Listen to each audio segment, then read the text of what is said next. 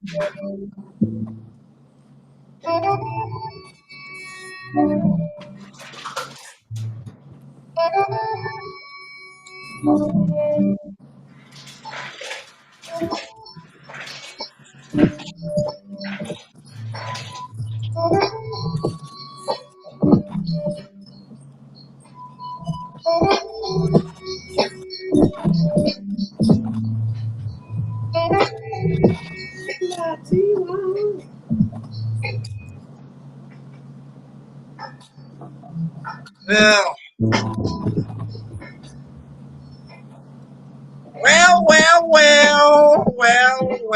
well. No contest, I see. Terrible.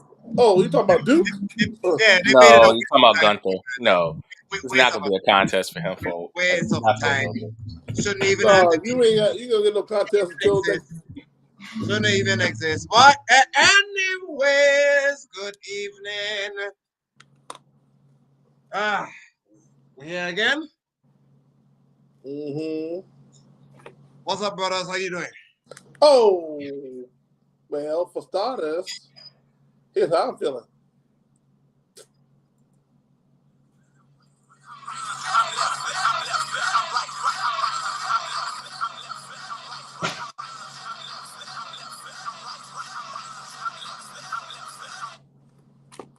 I'm feeling great. That's his thing. Rob, what's up? Good evening, ladies and gentlemen. We are tonight's entertainment. That indeed we are. I got a lot to say, so let's get going. Don't hold up all the hog up at the minutes now. Well, in the words of Cody Rhodes, I gonna let y'all go ahead and kick it off of what y'all want to talk about first, and then I'll set it up. Me, I want to start on a good note. So let's start with the ladies.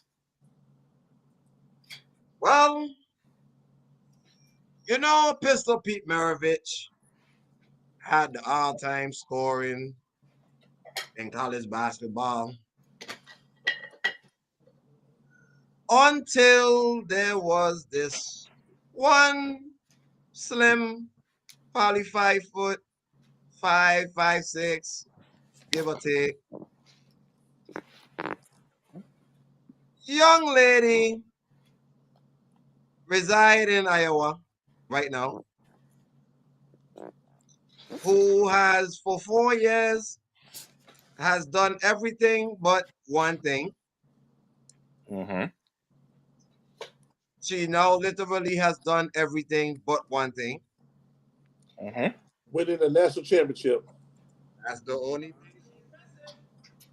But like Rob said on a good note, I would want to give the flowers to Miss Caitlin Clark, aka Steph Curry, female edition.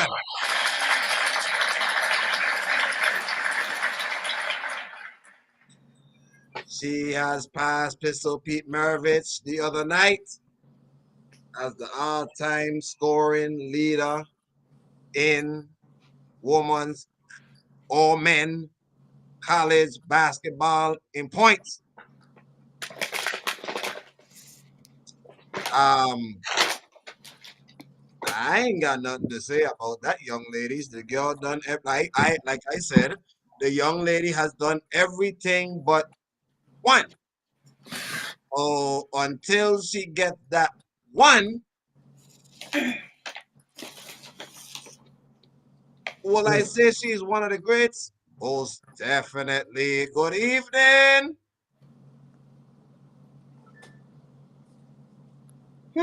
Oh, hi. Hi. No hearing? You I was, hearing I around? was, I was trying to turn it so she can get herself settled first before she gets on. Okay. Good evening. What is up with you, man? Like, come on, no. I hear say good evening. You deaf? You last hearing when you getting older? I'm a little hungry. Oh, hey, look. I understand. Me too. But let's get back to the story. Kaylin Clark. Another night at over another 30 piece. For some reason, 30 piece and 10 is her thing. Like Miss Triple Double. That's how she do. Triple double and beat people up in the sleep, except for getting a national championship. But I am not going to hinder her for what she has accomplished in the college basketball world in the last 4 years. But I will say this. Women NBA, look out.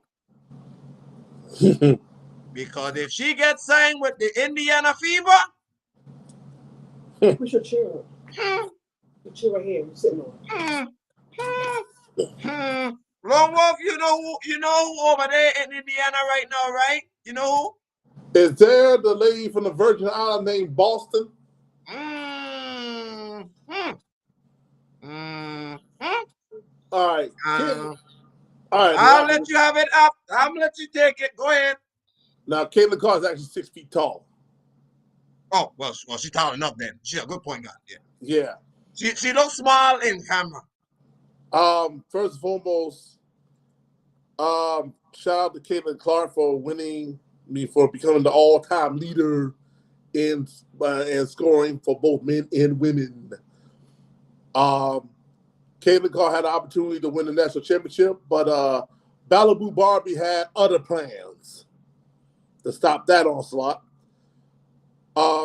She decided to go to the NBA draft, which is good. She's going to be number one overall pick. The question is, which team will get the first lottery draft pick will determine where Caitlin Clark going.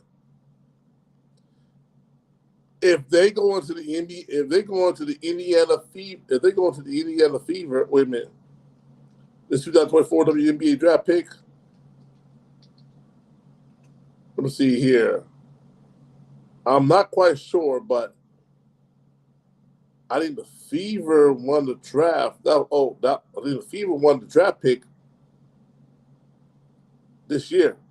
You're right. I didn't I just say if Caitlin Clark or if and when she goes to the Indiana Fever? Which means that this is the second year in a row the Indiana Fever have picked up 2 number 1 picks. Yeah, they'll be relevant next year. Oh, they're going to be relevant, and not even Stewie can stop this onslaught.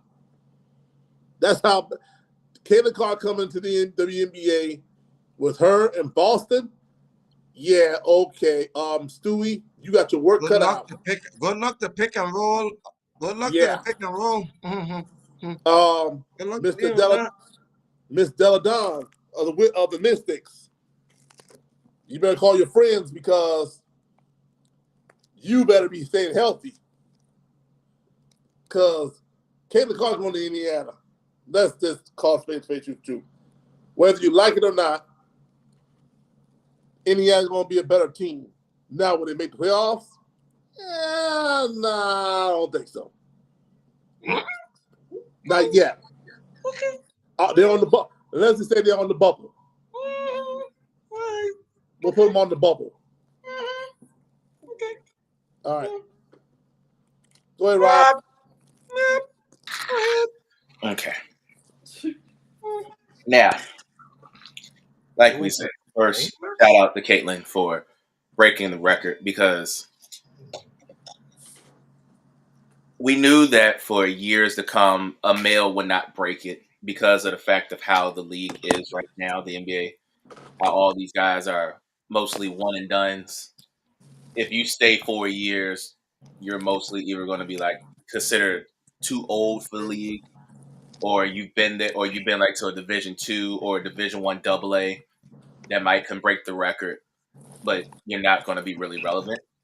So for her to be in that spotlight, especially after the people that came behind her, like Sabrina, Chelsea, and all these other girls that came before her, And the fact that it is a female to break the record, I think that's incredible in itself.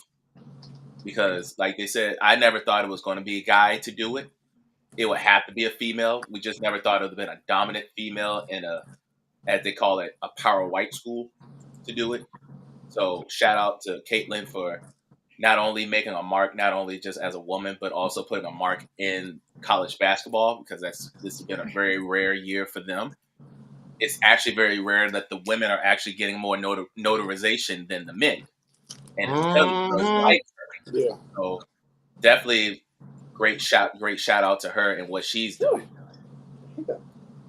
Now, here's my I'm leaning towards with you, Ali, when it comes to her being one of the all-time greats. I think she is. I think she's no doubt the best scorer we've seen in this generation. It's in this generation of basketball that she is the best scorer. It was other girls like Maya Moore, Candace Parker, Cheryl Swoops, Cheryl Miller. I can go on and on with names of dominant females that dominated the sport, like Shamika Holesclaw and all these other girls that made a stamp on college basketball. Now, with Caitlin, in order for her to win the national championship this year, she's going to have to do like what Cheryl Swoops did back in the 90s with Texas Tech. She's just going to have to just dominate every single game. And not just, like you said, not just by points. She's got to dominate in all aspects of the game in order for Iowa to get over the hump. I got a funny feeling they're going to put Iowa in a spot where she's watching highlights. They got an easy ride to the 4. No, I don't think they're going to get it. No. Because they're not. Just like you know the woman playing field is really wide. Yeah. And like I said, like I told y'all before, and I'll tell the people, my dream Final Four would be Iowa versus USC on one side and South Carolina versus LSU on the other side. You want star power, you want names, you want this Final Four to be different than the men. Have that as your Final Four, and you can literally have bigger ratings than you did last year. That's my final. That's my dream Final Four. The best ratings ever. Yeah, You're talking about 4 faces of women college. And to be honest with you, and here's the thing, and if you want to be honest with myself, if I don't get South Carolina, I'm fine with UConn. I'm even fine with UConn. UConn coming back. You can give me that as a Final Four. But for Caitlin now, the Caitlin factor in the WNBA, this is where I get tricky with it. The reason why I think it's tricky, and I love the fact that she will stay in up north, it'll fit perfectly. If she does land, and when she does land in Indiana, I think she will make a mark immediately. My only issue is, can whoever the head coach of Indiana continue to let Caitlin Clark be herself? That's the ultimate question. Because if the head coach let Caitlin continues to be herself, and the W markets her the right way, this could be the push that they have been waiting for years. Me personally, I think these next 4 years of girls coming out is going to be the mark class of the W to make them just as relevant as the men. This could be the group. Because most of these girls are coming in already with money. Most of these girls are coming in with social media platforms already hot and ready to go. The only thing the W has to do is just enhance it. If they can enhance it with the fact that they're on ESPN, NBA TV, and ABC, and enhance these girls and make them the face of the league, because it's time to have one now. We've had years of when it was just the Candace Parkers of the world, the Brittany Grinders, the Diana Taurasi's, Stu Birds. All these girls are now starting to fade out, and now we need new blood to fade in. And this is the shot for the W to really make a stamp on themselves. For 25 years, They've had great players, but they've never had the following to back it up. You Now mean like the face? following. You mean like the face of the WNBA? No. They've had faces. I'm saying they never had a following. They've never had social media, Twitter, Not like how they Instagram, will have TikTok. Not like how they've been having lately. Right, that's what I'm saying. And especially now with everybody, like I said, with the Caitlin Clark effect, she sold out every game this year because it's Caitlin Clark. She's the marquee of women's college basketball. She can be the same with the W if the W makes this push the right way.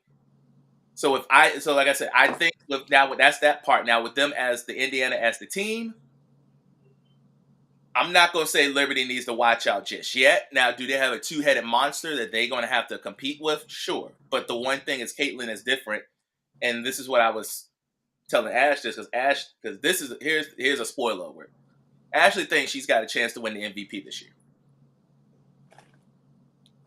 I think she got a chance to win the rookie in WNBA. Well, that's going to be. Well, she already knows she's going to win the rookie of the year. The only way that's going to stop her from losing the rookie of the year is she gets hurt. That's already a done deal. She's going bigger picture. She thinks she's going to have that big of an impact that it can win the MVP. Now, the last person that came in as a rookie to win the MVP and the rookie of the year was Candace Parker. She's the last one to do it, but that's how dominant you have to be off the gate. I don't think Caitlin can be that dominant off the gate. I think it's like Victor. You see how Victor just slowly rolled his way in, and now by the time near the end, he's figured it out. But the only difference with Caitlin is she's got Alicia on her side. Now, that's the key part of this that's going to make it different because she's never had a big like that. She's played against Alicia, but she never teamed up with Alicia. So that makes it a big difference, and it helps her as well because Alicia's already had 1 year underneath her belt, and she was dominant the first year. And Caitlin Clark said that, thank God I had to play against her. Oh yeah, most definitely. Me personally, I think she will have a great year. I don't think it will be the great of year to win the MVP because it's like you said, New York is coming for blood. They coming for blood this year because they feel like last year that was their shot and they missed out on it because of what happened with Vegas. Vegas was just too powerful. Yeah. But now with free agency has happened, and that's the other thing. That's what I have to worry about when it comes to Indiana. When they started free agency for the very first time, see where most of these girls went to. Most of these girls flew out to Seattle. And now Seattle has a strong team now, as long as everybody stay healthy.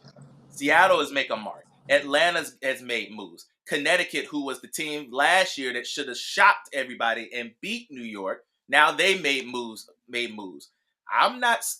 think Indiana's got a nice team. I just think Connecticut has got the teams like Connecticut, Atlanta, and Seattle. They've made more strides when it comes to getting more pieces to build around the team, especially for a girl, Floyd, that's in Seattle. Now you add Anika Akumake to the mix, and you add Smith. Oh, I can't think of her name right now. Yeah, add her. Now you got her. Now you got a legit point to take her off the ball more, and you got a forward that can score. And she was averaging a double-double last year. So I'm looking out for teams like Seattle, Atlanta, Connecticut. Of course, you got New York and Vegas. And then I can't sleep. I won't sleep on what the Sparks would do because the Sparks will always find something to get into the mix, especially with them having a high draft pick. Now they're building a team as well. So I give Indiana a shot to maybe make the playoffs. But do I think Caitlin can be like a ultimate X factor and they can push them over the hump? I'm going to be the one to give her some time because I think it's going to take time.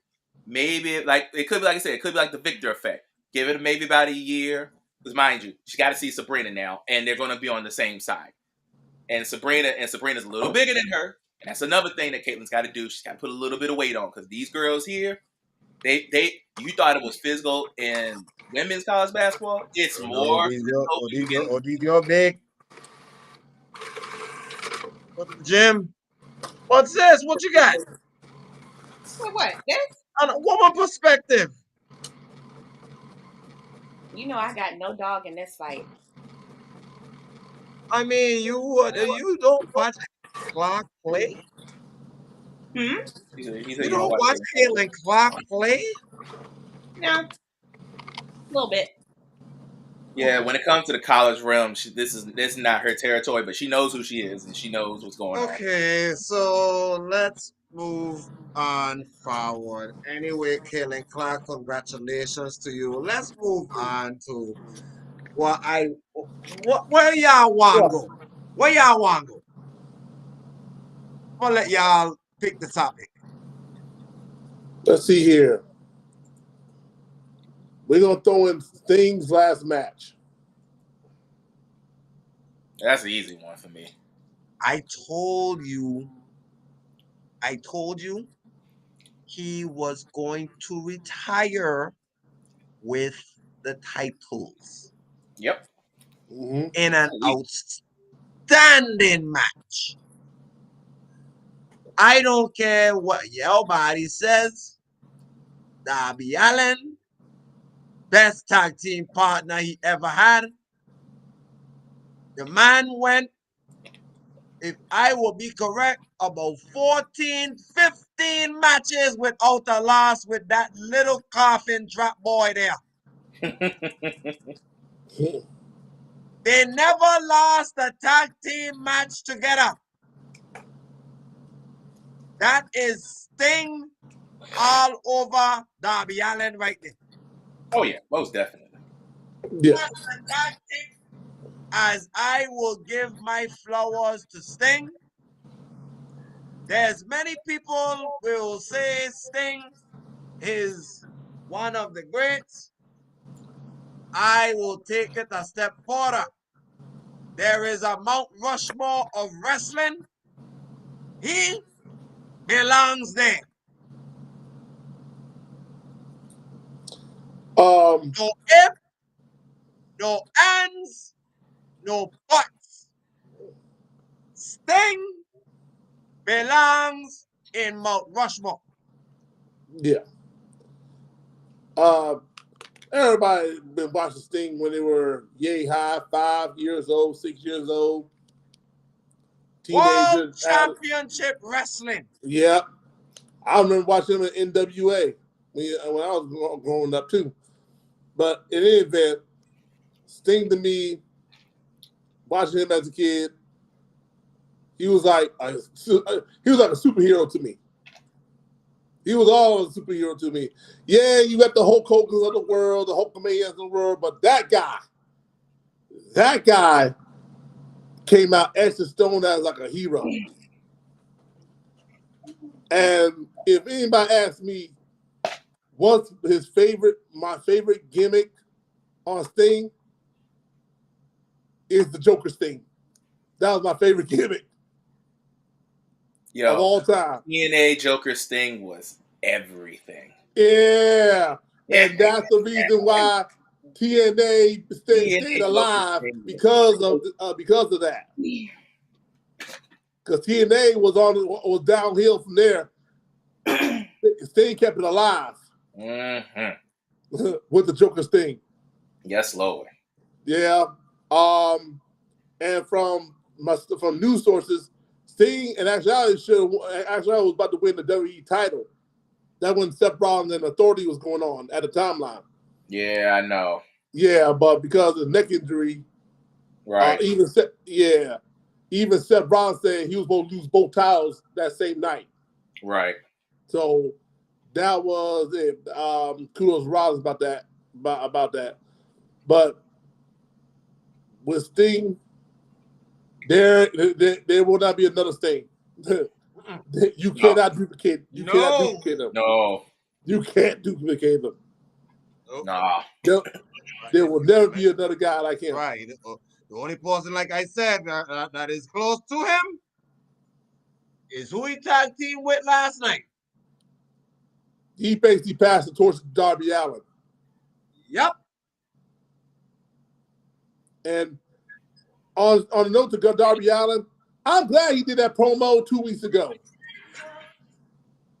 I'm happy he did that promo 2 weeks ago. And to Young Buck. And Young Buck couldn't say nothing about it because it was the truth. Because guess who gave Darby Allin his break? It wasn't Kenny Omega either. No. It was the guy that's going to finish the story. Him, that guy. He gave him his break. But the point is, Rob, I hope you get a 10-bell salute ready because he deserves a 10-bell salute. So, carry on.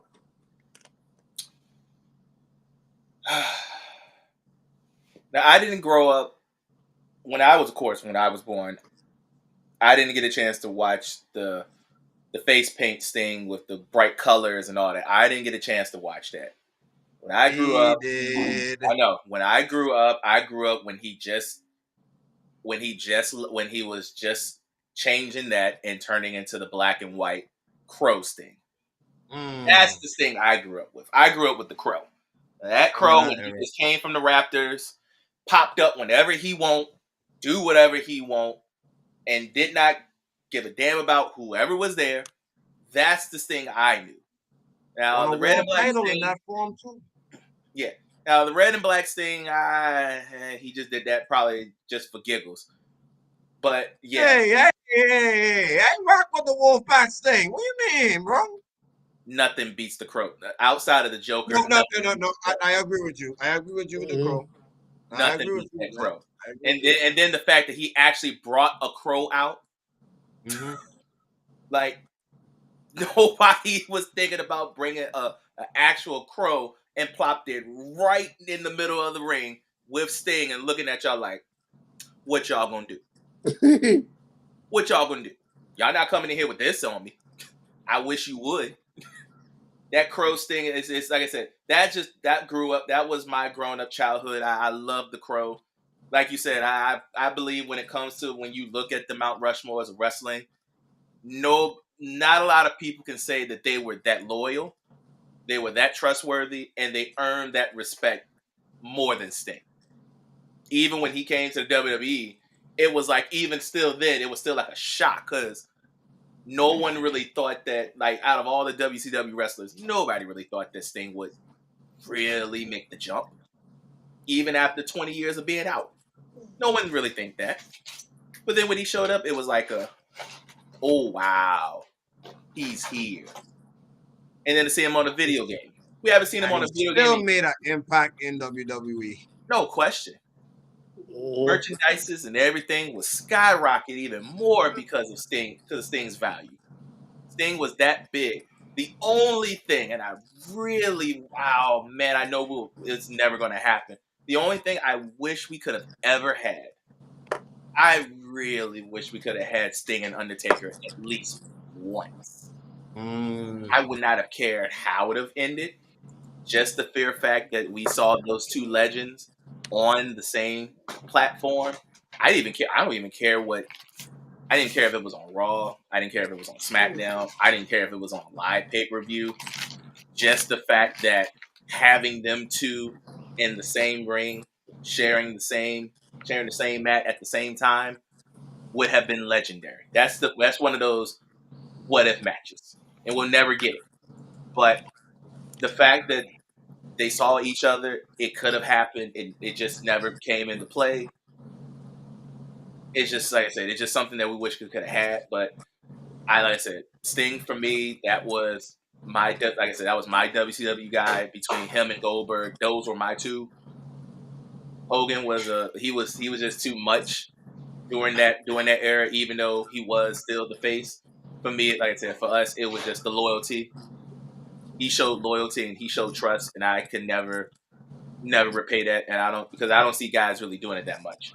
But if you wanted me to create a wrestler, how to build and how to work, Sting is that guy.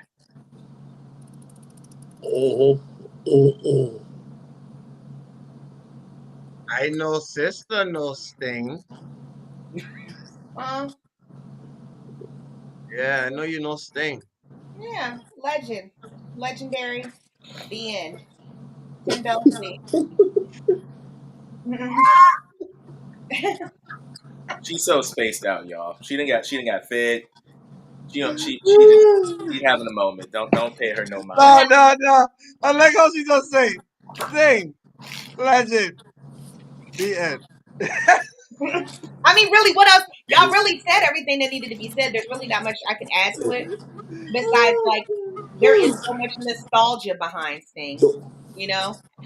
Anytime you come on, you're like, oh my gosh. You know what I'm saying? It kind of gives you the flutters and the butterflies. And there's just certain wrestlers that leave that effect. And he's one of them. So, but again, Sting, legend, the end.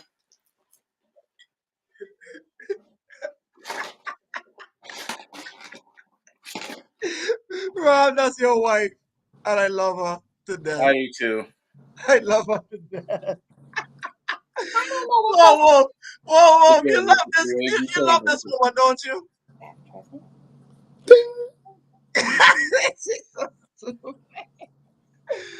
Next subject, though. Oh, wait a minute. Oh, No. that is the wrong one. That one. 10 bells. I'm ready. oh. We're saving those. That's the one. So, What is this? seriously, Just use that. Sting, man held over 20, 30 world titles. Definitely not even a first ballot Hall of Famer. They might as well just send him in the Hall of Fame now. Oh, he's already in the Hall of Fame. 7-time world champion. Definitely retired with the AEW Tag Team Championship, rightfully so. Tony Khan, thank you, Tony Khan, for not jacking that up. Okay? That man has put 40 plus years of wrestling. You don't let that man lose no title in his last match. Thank you, Tony Khan. Amazing job. Thank you. But Sting has promised us this was his last match. And by God damn it, he went out like a G. And for that, Rob, send him off right.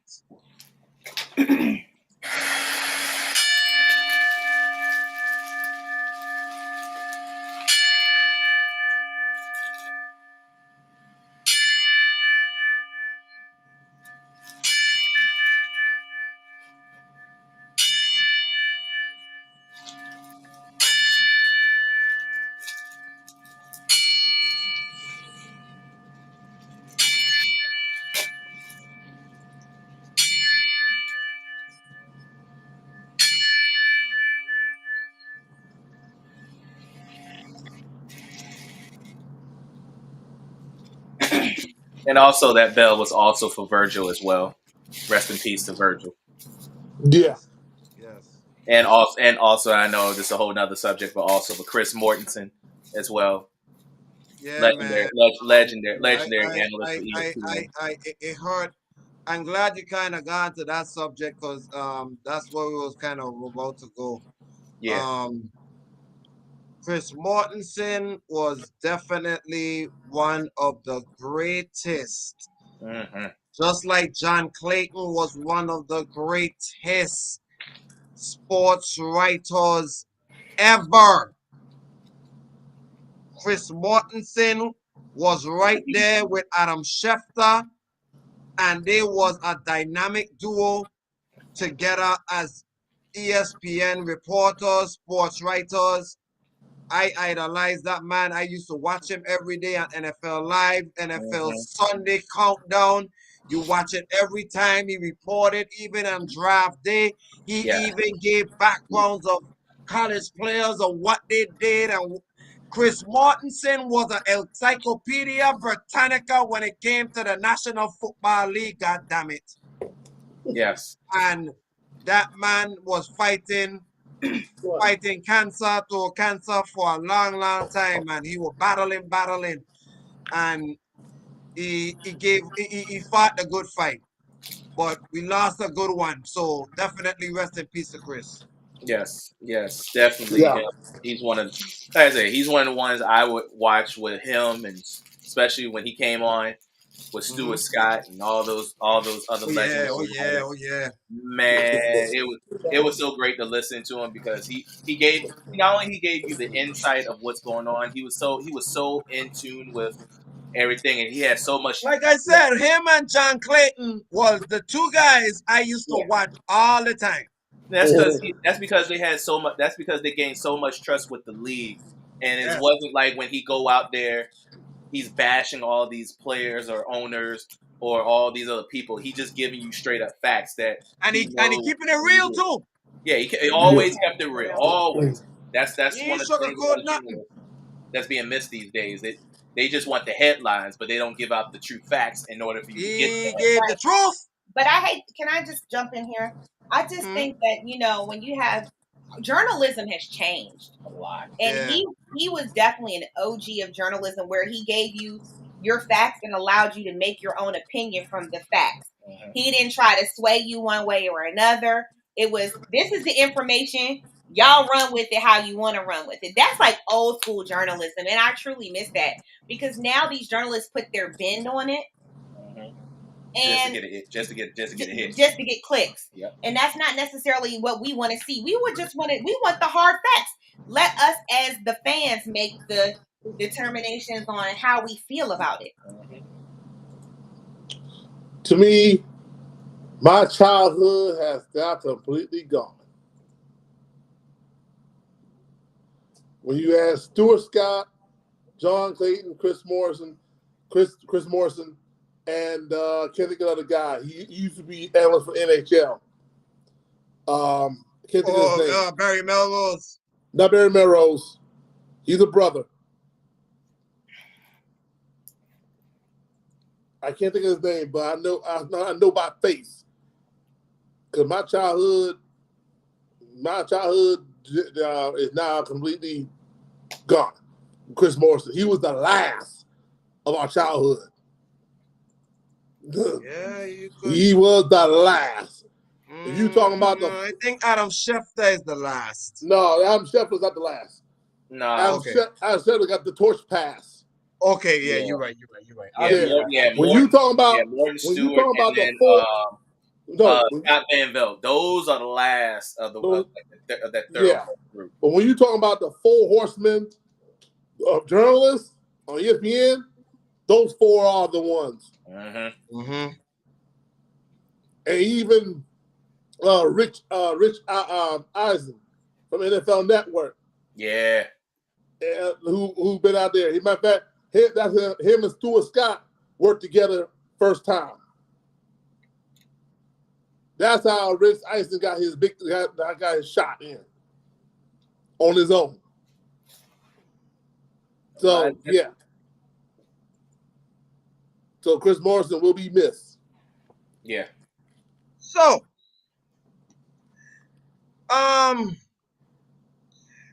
today we start our State of the Franchise series. Yes, the Lord. draft edition. And today I let Lone Wolf pick the division. And he has selected the NFC, not least, but the East. Oh, Lord, we get them out the way early. Good. Huh? I said, we're going to get this part out the way early. This group out the way early. I'm good with that. That's how you feel? Yeah, we got to get them out the way. I got to get them. We got to get them out the way. All right, then. All right. You're looking at free agency or probably NBA, probably. All right. Well, let's go ahead and talk about it. I don't like to talk about the NFC East. This is the division. I'm like, over, but okay. But it's a good storyline a little bit too. Well, let's go ahead and let's talk about the NFC East, shall we? Mm-hmm. So, okay. So we will say, well, we got one team who hasn't touched championship as in Super Bowl glory in the last 29 years and counting. Ah,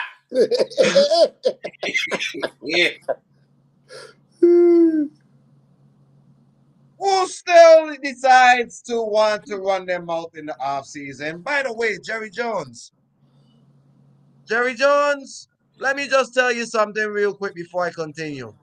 Don't go ahead and lie to the American public, lying to the American public, talking about you have a championship culture. Championship culture? In his grave, he's talking about it. His early grave. Last championship culture. Let him go. Let him go, y'all. Yeah, Go ahead, yeah. Cook. Let me Go set ahead, it up. Cook, Let me man. set up the divisions then. I'll set it. Go ahead. I got you. Yeah. Don't go ahead saying you are championship culture because you're lying to the three of us. Or should I say the four of us when you say that? You heard a man on first take. You hear what Jerry Jones lying to the American public? I heard. How dare you? 29 years, you ain't even smell Vince Lombardi. Hell Like yes. sister say, in your grave. Anyways, nice His to see dementia you. was talking. Huh? She said his dementia was talking. His dementia was talking. Look, Oh, the Cowboys need help well. because Tyron Smith is not going to be there. He's Oh, walking. he's free agency now? Oh yeah, he's walking. Well. So there goes your Problem number one. off the break. Not to mention Tony Pollard's going to be gone. That's two. No, they don't have a running back. Not like they didn't have none to begin with. Yep. And now what you going to do with Dak Prescott and what you going to do with CeeDee Lamb? Well, here's the problem. Dak Prescott needs to get paid. CeeDee Lamb, after what he did last year pass, needs to get paid. Thank you, Rob. Yep. Number three, my old Micah Parsons. Yeah, three, right, Rob? Right, Rob? Right? Yeah, Yep. three. My golden rule is as it always been the same. 3 years. 3 Number years. three. Imagine Number three means time to pay up, right? Yep, but yeah. So come on, you got three big heads that you need to pay before you talk about your necessities. Come on, Alex. This is the Cowboys we're talking about. They don't pay nobody in year 3. You got to force them to pay you in year 3. Oh, well. I'm sorry, but Rob, why you get them three fingers off? Why don't you kick it off? What is the Cowboys' priorities before they even talk about drafting? Thank you. That Money. is numero uno. Numero uno is keep your in-house. Because if you let your in-house go outside and be a freeman, you're screwed. They're going to go out into the land of milk and honey and see all these other good teams and other good places where they can be free and young and wild and just enjoy the fruits of their labor. But yet you want to be in that beautiful place called Dallas, Texas to get that good old cowboy money that has good income state taxes that is cut in half and you ain't got to pay it. And you want to stay in that good old Jerry Jones land and make sure you got all the fruits and labors of your community. In the words of a good old man by the name of L.A. Knight, nah. You gonna go out there and test that free agency water. You want to see what these other teams is willing to give up. Now, remember a good old guy by the name of, by the name of Amari Cooper? He was in this part a few years ago, and guess what? He reset that thing called the wide receiver market, and he got over close to $100 million in money that Dallas did not even want to pay that man that much money. But guess what? They end up paying that man that money. And then after a year, guess what they did? They shipped him off to a team by the name of, I don't know, Phil. What was it, Philly that they sent him to? Cleveland. Mm-hmm. Oh, yeah, Cleveland. They sent him to Cleveland. Cleveland for a 5th. And then you didn't even get a first-round draft pick back from when you got him. You got a 4th-round draft Mm-hmm. pick. So you already was in the 8 ball, and you gave him that all bit of money. So you gave him everything he wanted and a new scene. Don't do that with that boy Don't do that with that boy by the name of their CD Lamb now. Now you let 88 go walk out that door for nothing. Oh, now you really gonna be in a pickle because now you got a guy by the name of, I know you like to call him Rain Dakota Prescott. I know you gearing up for that one, so I'm gonna let you go ahead and have that. I just want my one shot with him. But yeah, you got to go pay that man because he played. Even though, of course, when it came to the game that mattered the most, he didn't play like an MVP. But for the most of the season, he did play like an MVP. He was voted in. He was voted in as the finalist for the MVP. He was a Pro Bowler. He did have a hell of a season. But of course, as always, when it counts, just wait, be patient. They will let you down. And they do it every year for the last 29 years and counting. And nothing has changed. But not even, look, quarterback change, running back change, wide receiver change, head coach change. Same results. It never fails when it comes to those Cowboys. They get so hyped up and so anticipated. Never lost a game at home this year until when it matters the most. It does it every year. And now this is the biggest year for them because you got Mike McCarthy on a 1-year deal. You got Dak Prescott with no guaranteed money left on the table, so now you got to pay him up. You got CD Lamb going into the final year of his rookie deal. You just screw that. You about to screw that one up next too. And then you got Michael Parsons going on his last year of his rookie year deal as well. What, 2 more years? He'll be in year 4. Well, we're gonna call that the last year anyway because they don't like to pay. They don't like the franchise. Oh no, he got 50-year option. They don't like the franchise guys. You're missing my point here. They don't like the franchise guys, so they either play it out or they just let them walk. So now you got that problem underneath your hands. You got to pay Gilmore back, by the way, because he's a free agent. Nobody really talks about that much. You let Gilmore walk out the door with Diggs coming back, then you're really screwed because Bland is going to show you who he was in the playoffs. Trash. Yeah, can't cover big receivers. Trash. Can't cover big receivers. So Dallas, this could honestly be your biggest off season of the entire year. You got to make a lot of moves, and you don't have a lot of time because when next Tuesday coming through the door, and free agency and AKA the new calendar year of the NFL starts, you already saw what Tampa already making it clear. We getting our guys back. Yep. Tampa got Mike Evans back, and they're about to go and get Antoine and Phil back. We're gonna get the free agency. That's a good question. We're gonna get to the free agency a little bit later on that one. Well, I know, but I'm just saying these are just things that Dallas got to do. But let me chime in on this one, the Cowboy. No, I'm not gonna say Rain Dakota Prescott only when he plays bad. So this ain't time yet.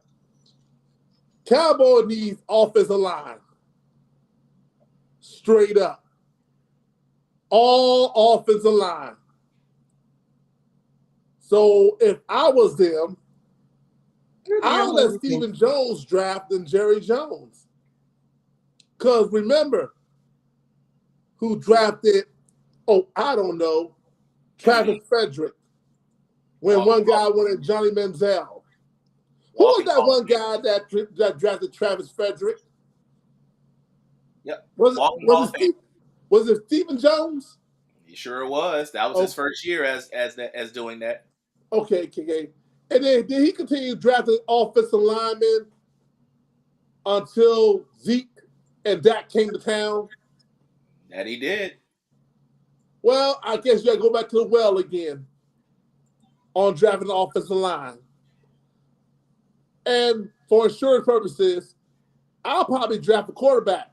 I mean, if I was a Cowboys, now I don't know about you, but I might can trade up a little bit, maybe in the second round, to get maybe a Bo Nix, because I don't want him.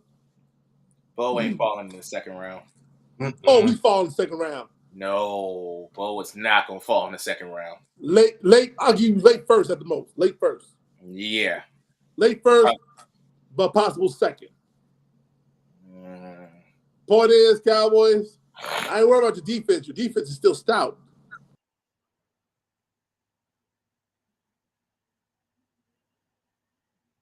Ugh. Sister, you got anything to say about them? It's the Cowboys, and she just gave you that look. So nope. I didn't even see the look. Oh. And by the way, I just saw some on here. A rumor just came out about 40 minutes ago. Mm-hmm. Trey Lance could be an option the Minnesota Vikings pursue if they aren't able to re-sign Kirk Cousins. All right. All right. Technical difficulty, but that's all about the Cowboys. Next team. Oh, you missed what I just said. Trey Lance could be an option the Minnesota Vikings pursue if they aren't able to re-sign Kirk Cousins. Okay. So now you got another layer problem that you might have. Well, let's move on to the next team that is on the totem pole. Hold on, let me go. I'm gonna back out. I think my speaker's off. Hold on 1 second. Okay. Let's go to the next team that we want to talk about. Let's go ahead and talk about the Philly Dilly. So let's talk about Philly. Mm-hmm. Hell of a disappointing season last year, Philly Dilly. To be honest with you, I think Nick Sirianni had a very huge argument that he could have been fired. But your offense and defense coordinators had to be the scapegoats, so now this year is on your hands. You don't have no more scapegoat cards now because this year is all on you. Good news is you went ahead and got some help. You went ahead and got Kelly Moore running the show now. How that gonna look? We'll see. Your offense, wide receiver wise, they're still good, one of the best in the league. Problem is you just had a man who just cannot say that he has retired by the name of Jason Kelce. Since forever, that has been the anchor of your offensive line. So I would assume it's somewhere in the draft, you're going to have to address your offensive line badly. And also, not to mention, I don't know if everybody is that blind, but your defense was shitty. And I'm sorry, I'm sorry for cursing the first bad word on the show tonight, but I have to let that one out. I don't know else to describe their defense last year. They gave up so much downfield passing touchdowns. I don't know where to start. Oh, I know where to start. When you refuse to resign C.J. Gardner. That's number one. That's number one. And number two, Slade could stay healthy. So that's your start. May I continue more? I'm sorry. Did Hargrave walk out the door and went to the 49ers? There's your pressure. There's your quarterback pressure. What else on defense? Yeah, you're going to need help on defense because Kevin Bird, go ahead and walk him out the door. He really ain't worth the trade. So, Philly, if I was you in a draft, I'll start hunting for DBs and secondaries all day, all night, mixed with offensive line. That's what I'll be going after in the draft. And Mr. Soriani, let me inform you something. You don't make the playoffs, you don't get further in the postseason, consider you having to train at the unemployment line. The end.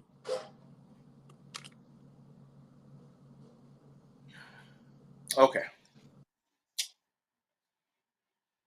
This is the one reason why I'm not going to let Sirianni go out the door. It's because he understands he's still young and he needs old heads to figure it out to help him along the way. Which is why getting Vic Fangio on that defensive side of the ball is the last thing any team wants to see, let alone the Eagles.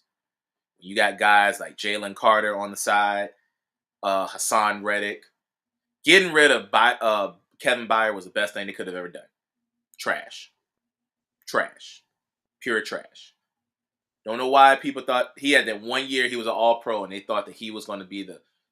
Did they not understand what number 12 did to that man when he called him out? You don't ever call out 12. And he did. And he got burnt to crisp. Destroyed. Never been right ever since. So, I don't know why people were so hyped on signing him. He wasn't all that good. And you saw why.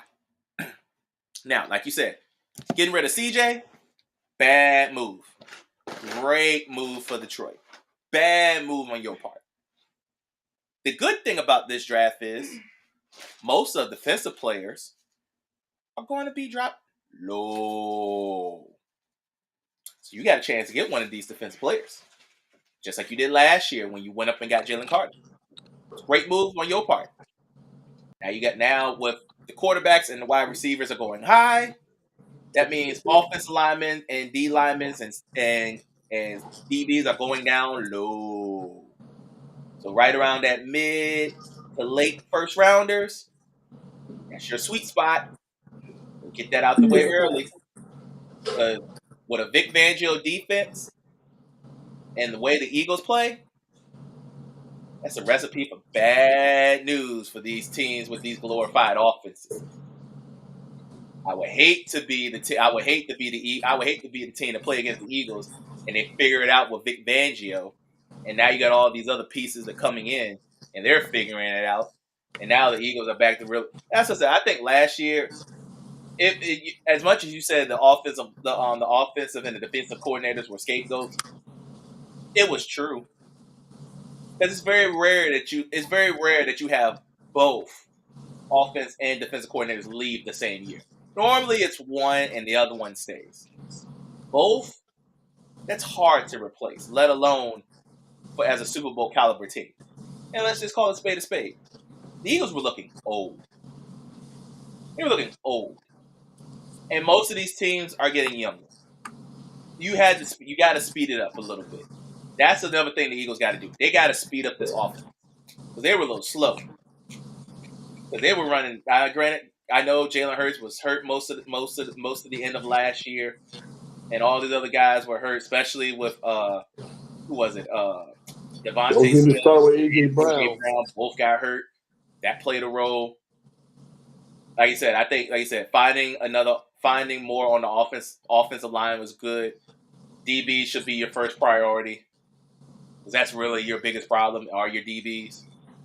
So, yeah. But with Vic Fangio in the helms now, and now you got him for a full off season, learning his style and learning how he's actually the defensive coordinator, trust me, Eagles will be just fine.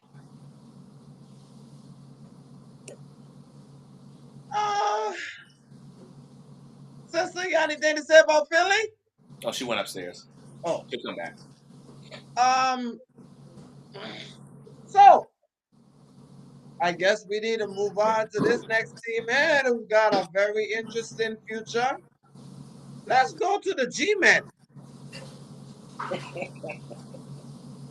Daniel Disappointment. Jones out for the season. God bless him. They just paid him. Disappointment. They shouldn't have paid him.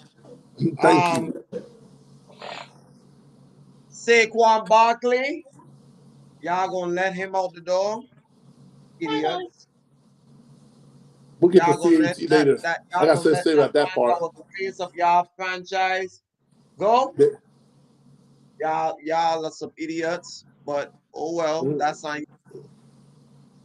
So now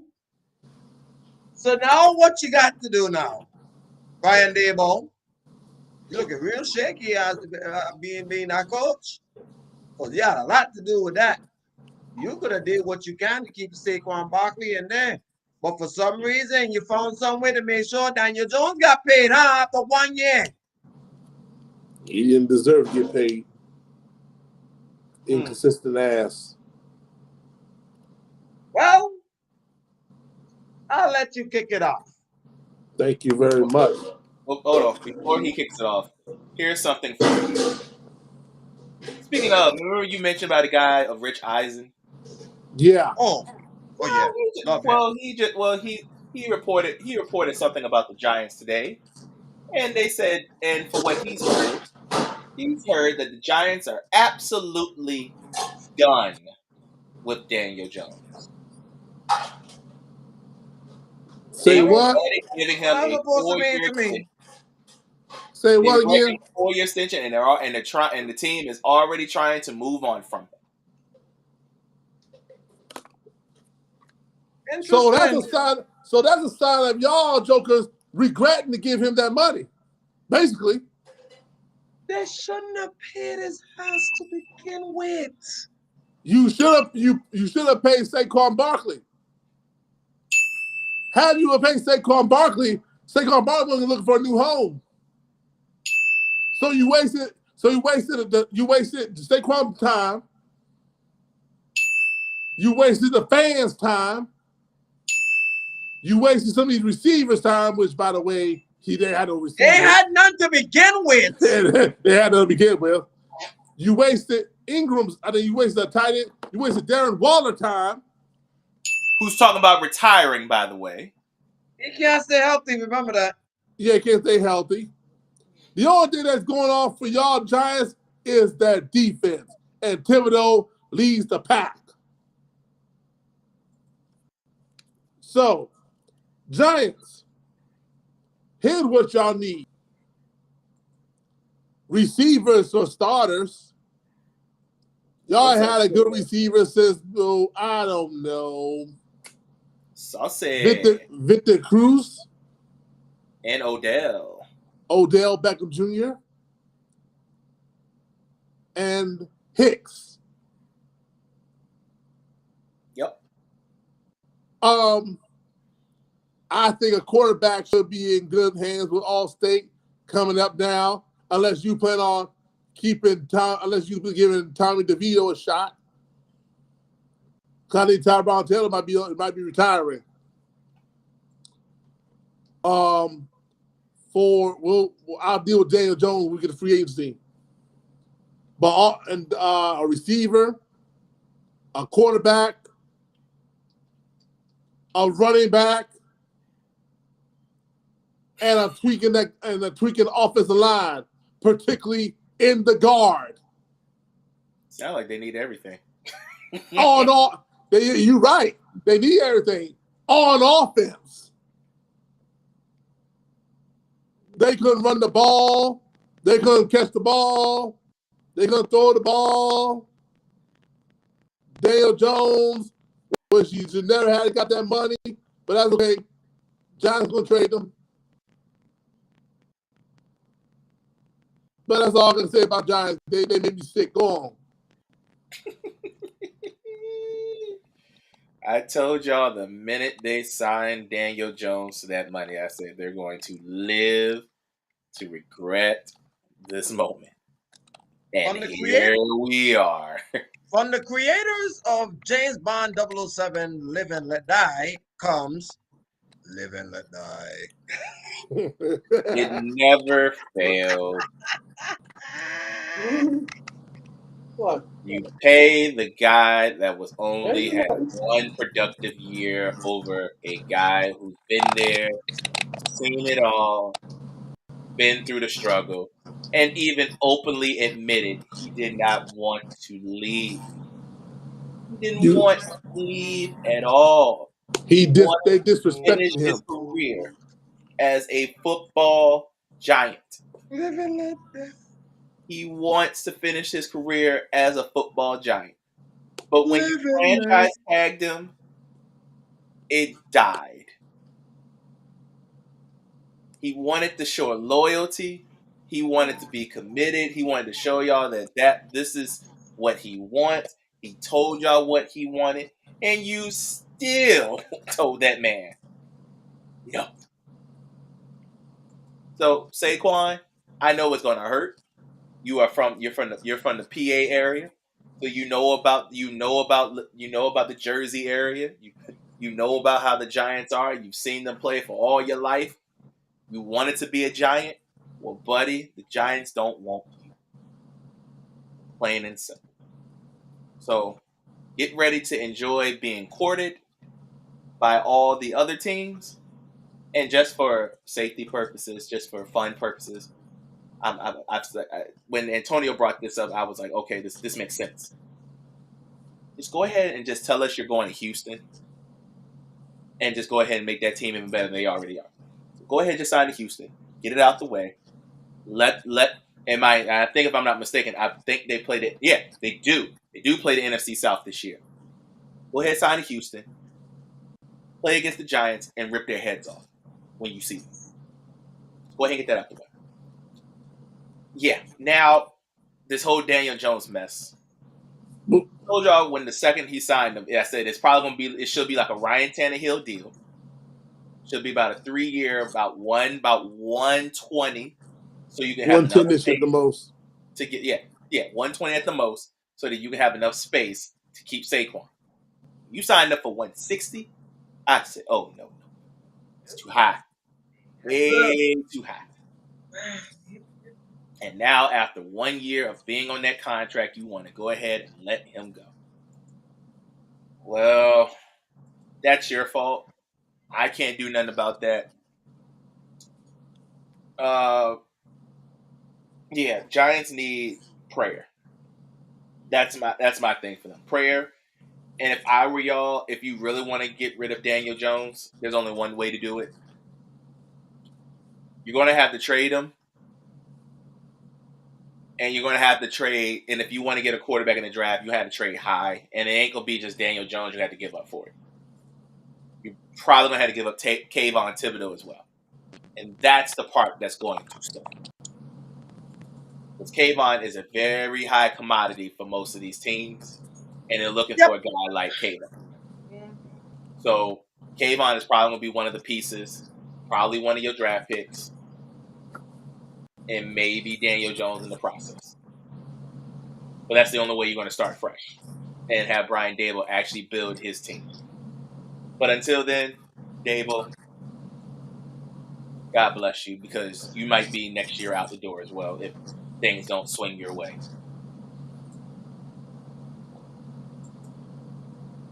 Well, on to the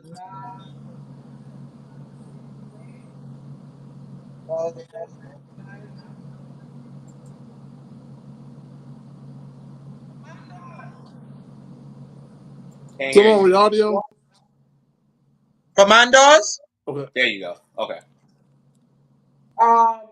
Commandos. You got some problems over there, but you might have some help depending on what you do. But here's our problem. You went ahead and hired Kingsbury.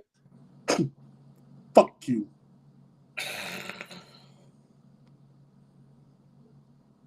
Calm down, calm. Got him over there. Eat a After dick. I got rid of Eric Bieniemy, Kiss my ass, Cliff Kingsbury. and but you got the second overall pick. Get fucked, Cliff Kingsbury.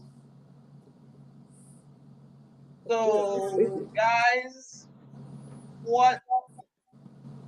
Take it from there. You want this, Rob? Because he pissed me off. I'll take it. Oh, Dan Quinn. Of all the teams you will want to choose to go to, this is the one you want to go. Is it ironic? Have you seen how not only Dan Quinn decided to go to the arch rival, but then Kellen Moore decided he wants to go to the other arch rival of the Cowboys and deal with them twice a year. So it seems like the Cowboys are about to get a rude awakening coming in. And especially, did you see their schedule? You see the Cowboys' schedule? Oh my God. They're about to be on Murder's Row all year. Oh, Lord. They're on Murder's Row all year long. And So you, out of Mexico. oh, Lord. Ooh. So, Good yeah.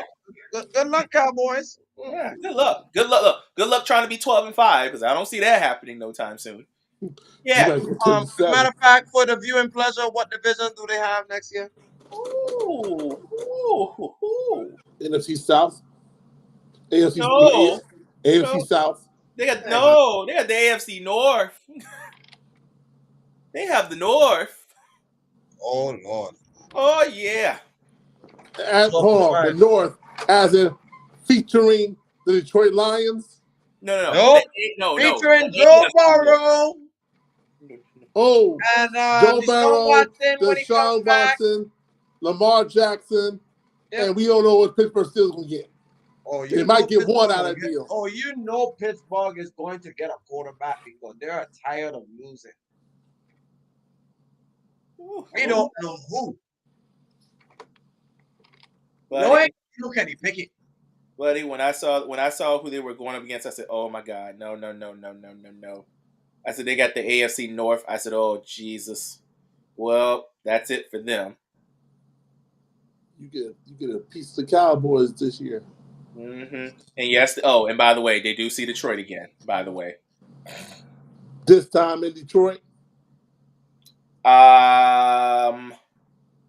No, back in the scene of the crime. Damn. Continue. But they do have Houston on the schedule. And they have and they have the Niners. Oh. Yeah. So yeah. Have fun trying to be 12-5. But yeah, back to the Washington Commanders. Yeah, Dan Quinn. Now the only thing that's saving right now Washington is the fact that they got a lot of money to spend. So that's the good part because getting rid of all the other high-paid guys you had on your roster was a good move. Getting rid of all that dead weight to start new weight, which is fine.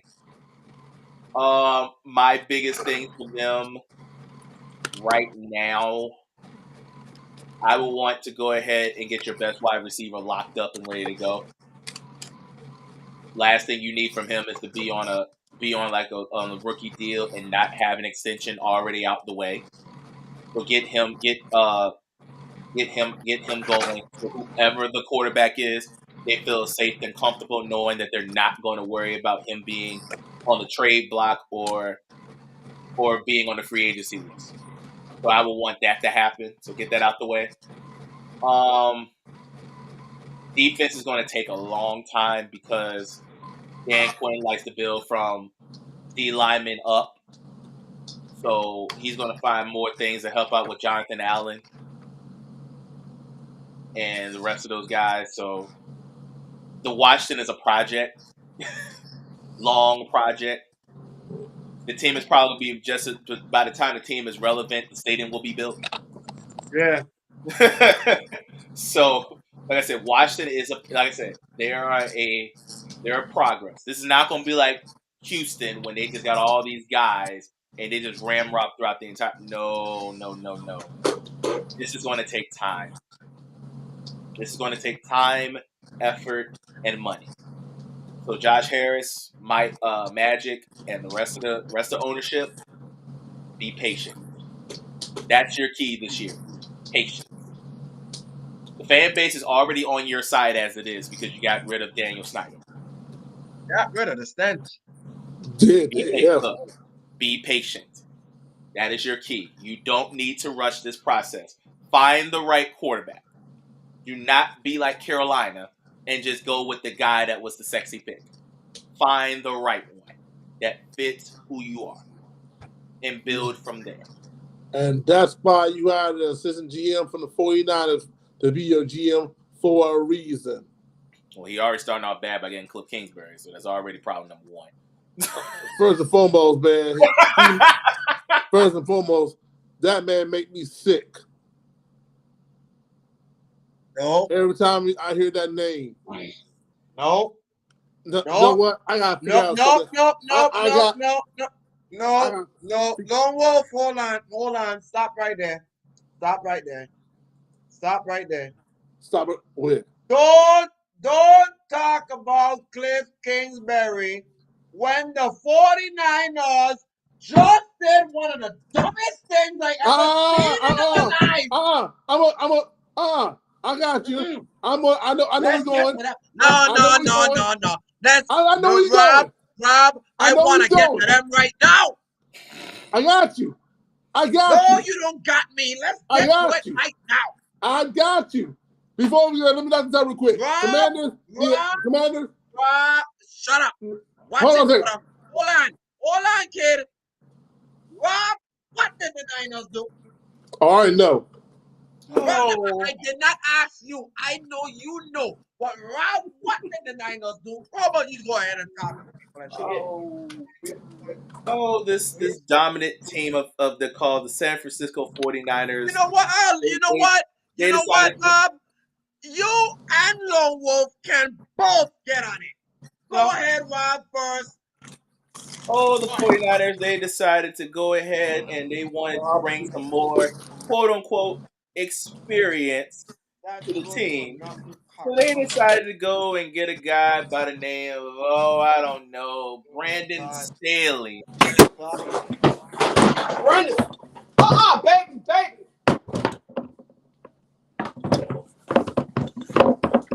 Brandon Spears. Oh, Lord. Good night.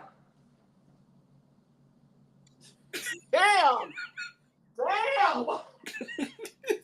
about Brandon? You don't like Brandon Spears? He's an asshole or something? Oh, yeah. Uh-oh. Y'all pissed him off. Yeah. Oh, what y'all do to him? No. Y'all go and continue that soliloquy.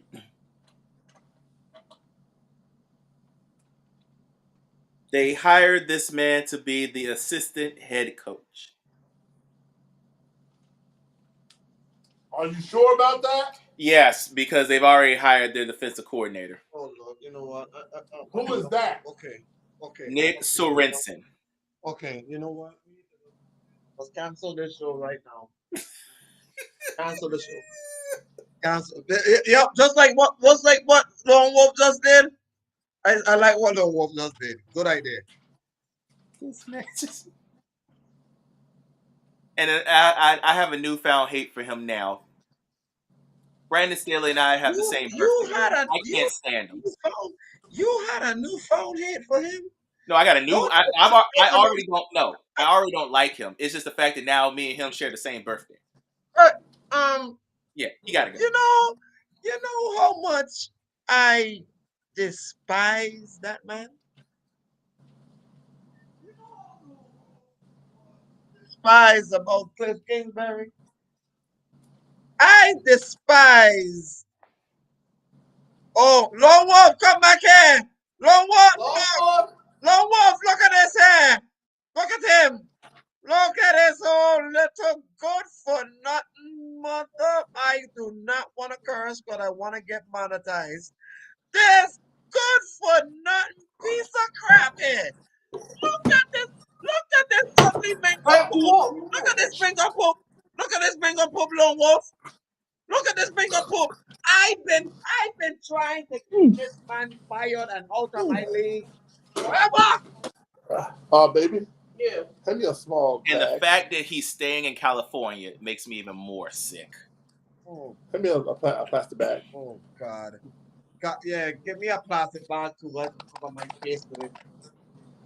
Lay in it. See, I don't understand about the Niners. So you went ahead. Was he that bad? So Niners. So Niners. So this is what you did, right? This is what you did. You need So- to tell him liquor? No, You want to no, tell him no, vodka? no, ma'am, no, ma'am. The Niners are now a racist team.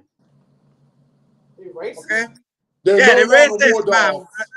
Let me explain why. I know your hearing is not 100%, but I need you to follow along with me. So hear me out. So I know you don't know too much about coaches, but I'm gonna break it down for you so easy, Marjo, because I know you're hearing in the back.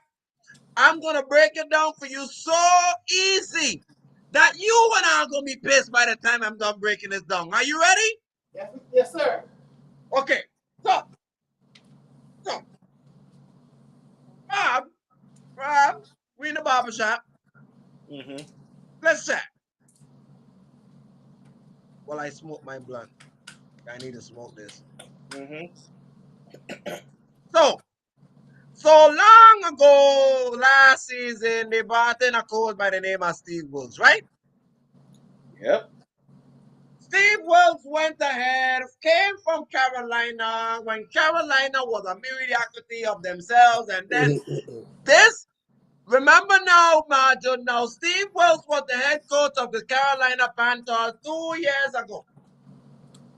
And before that, he was the head coach of the Arizona Cardinals.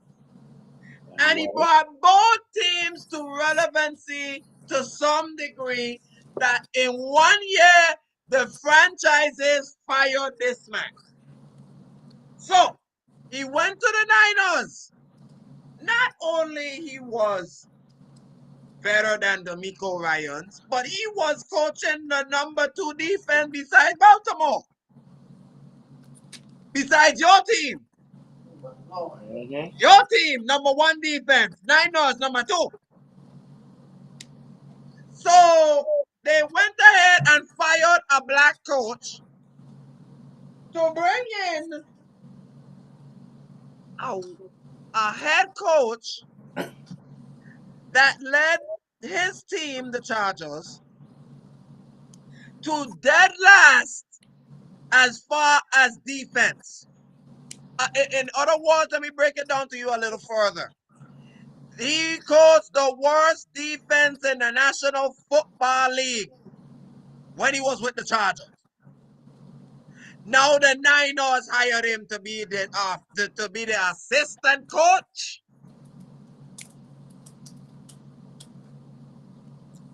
Marjo, here's the true definition of it's not what you know, it's who you know. Who you know. Here's the true definition of him. Here's my response from me to you. Fuck you, Kyle Shanahan. Jeez. Eat a dick, Kyle Shanahan. And John Lynch. I ain't get to John Lynch yet. Oh, I But got Kyle to. Shanahan, He's one of the reasons why the hiring was there. So no, I got to get him too. you can get John Lynch. Let me get Kyle Shanahan.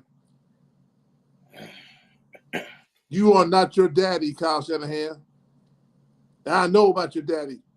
He had some of his moments Mm-hmm. when he was head coaching. And you are following his footsteps. Normally, I don't wish nobody's job to be fired. I hope the 49ers fire you, Kyle Shanahan, if this goes wrong. And matter of fact, in reality, they should have fired you in the first place. You let your art go. Because you the one that blew a 10-point lead. Again. You the one that blew a 28-point lead. I mean, a 25-point lead when you was office coordinator for the Atlanta Falcons. Yeah, you. So you are now notorious known as you blow leads in big moments. And now you decide to hire this bum. I thought that jackass in D.C. was bad. Oh, no. He can't top that. Yes, he can. No. That jackass in D.C. is not fly shit. This dude that you've been campaigning for his job the beginning of the 2023 season, and you campaigned it real well. And now all of a sudden, you get fired from being the Chargers head coach, and all of a sudden now you back as assistant head coach to the Niners? Help me understand that. Does that sound like a logic to me? I mean, I don't know about you, but if I'm living by the code, if it ain't broke, don't fix it. So why I'm fixing something that ain't broke? Was not his fault. It wasn't Steve Wilkes' fault. That was you, Kyle Shanahan. You didn't get George Kittle involved. Mm-hmm. You didn't let Christian McCaffrey continue to run the football down the throat. Mm-hmm. You didn't get Ayuk involved that much. And if I was Ron Jennings, I'd be saying, let me go to another team.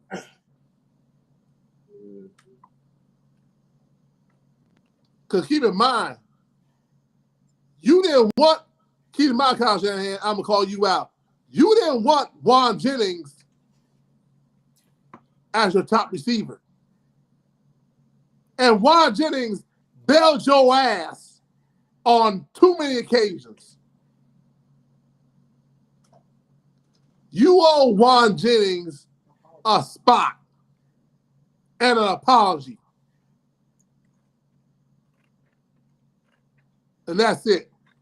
As far as that cockroach Brandon Steady go,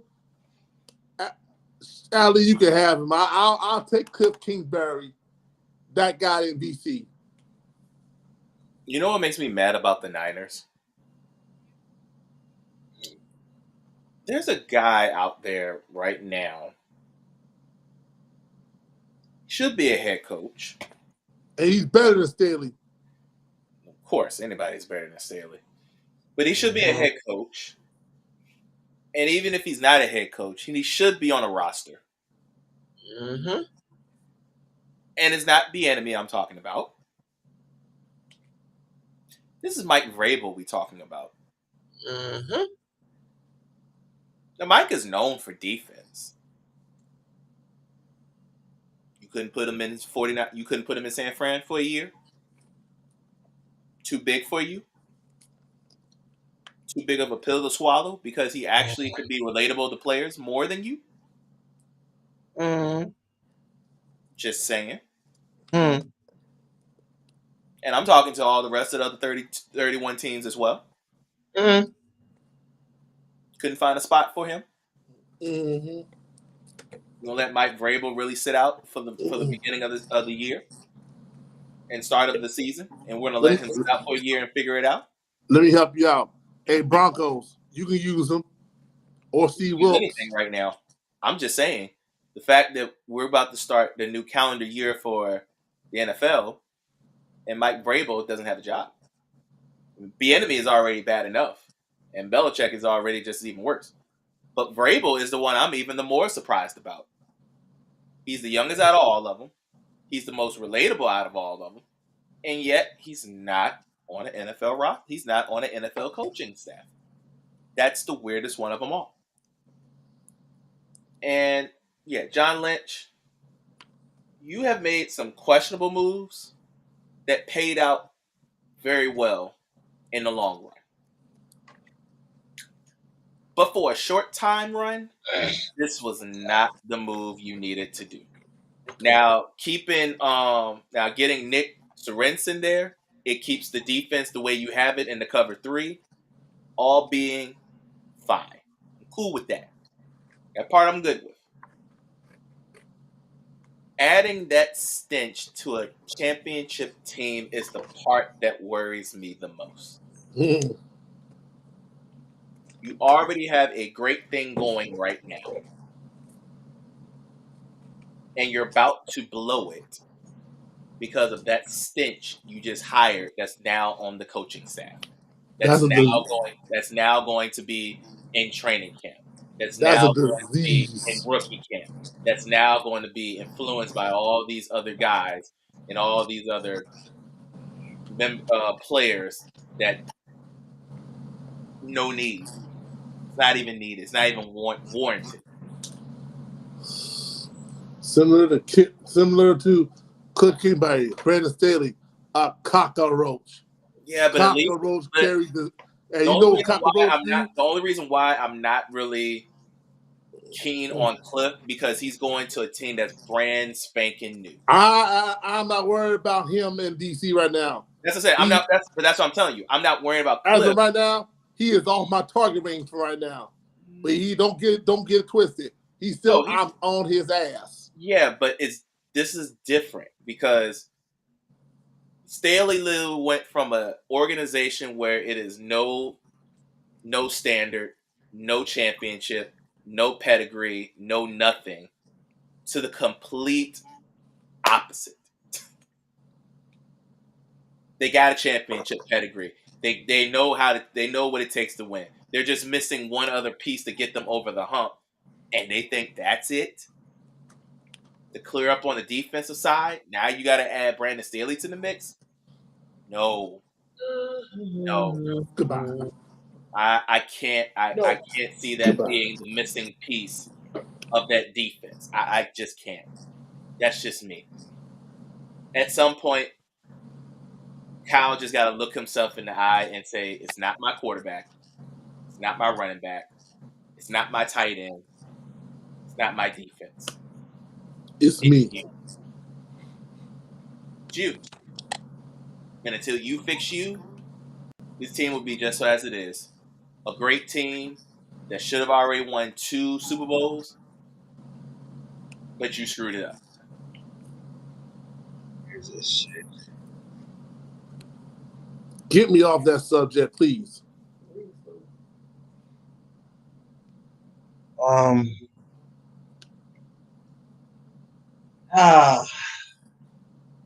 Well, in other news,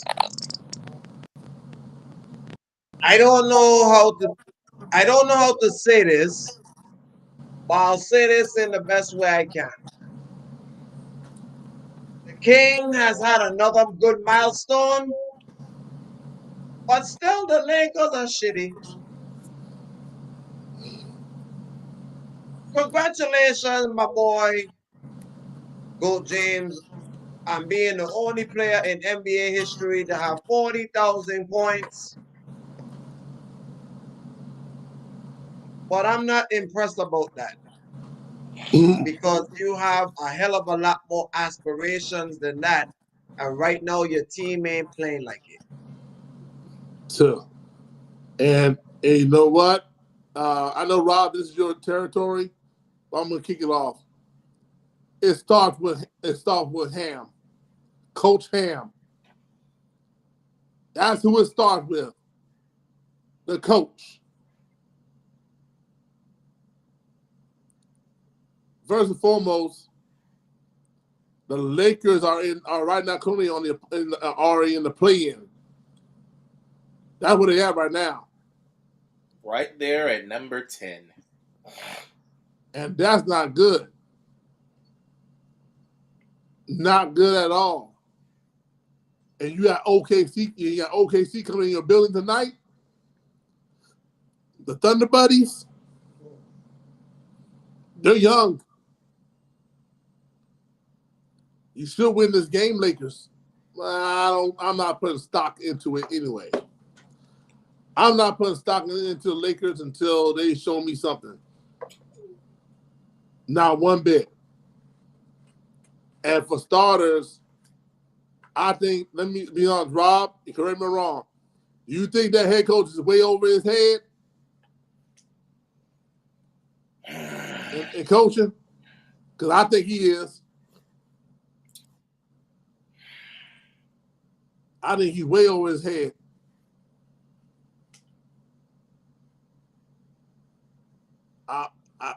The Lakers, to me, right now, to me, to be honest with you, the Clippers are better than Lakers. Even though statistically the Lakers has beat the Clippers more times in the season, yes. But yet to be seen, but go on. Point is the Lakers start to remind me of the Dallas Mavericks of last year. Look good, but then fall flat. And fall flat at the worst time. And postseason around the corner, and you got Golden State, and you got Golden State still in the wings, which, by the way, Golden State got the shellacking beat out of them. I think Lakers won't make the playoffs. And I think next year will be LeBron James last year as a Laker. That's my thought.